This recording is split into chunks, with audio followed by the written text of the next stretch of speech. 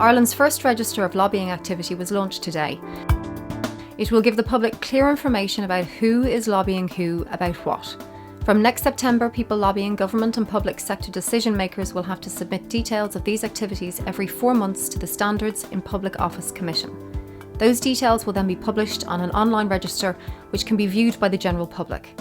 The register has been set up under a new law on lobbying, which was guided through the Oireachtas by the Minister for Public Expenditure and Reform, Brendan Howlin. Registering lobbyists has been one of the suite of measures that I have set out to bring reform and restore public confidence in the way public business is done. The idea of a register is for the public to know who is lobbying whom and about what. Simple as that.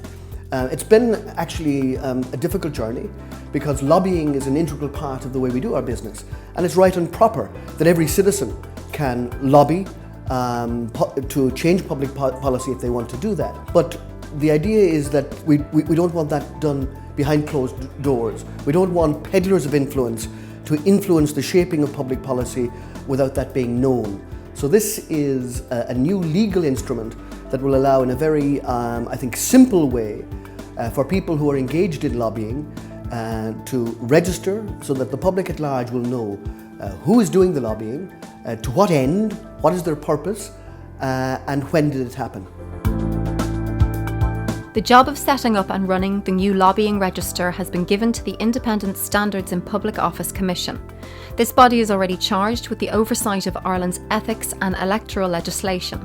The chairman of the Commission, Justice Daniel O'Keefe, is very supportive of the new regime. The Commission welcomes its role in the development and future operation of the online register of lobbying activity. In accordance with public policy in Ireland, the objective is to have openness and transparency in the information furnished to the register. This will be of benefit to industry users and to the general public.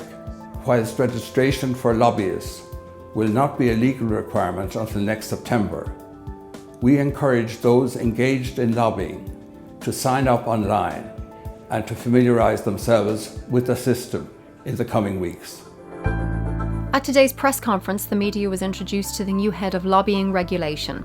Sherry Perot is a director at Canada's Office of Conflict of Interest and Ethics Commissioner and says she is looking forward to her role in Ireland. Ethics is becoming increasingly important internationally, and various countries are moving towards regulating it. Lobbying is obviously a very important part of that equation, and Ireland is now moving towards the regulation of lobbying, which I think is an extremely important step for the country, and it puts it squarely in place with other countries that have established solid ethics frameworks and regulatory regimes and institutions that will allow for increased transparency and accountability. I'm personally looking very much forward to being a part of this new system and to hopefully making a contribution in some small way.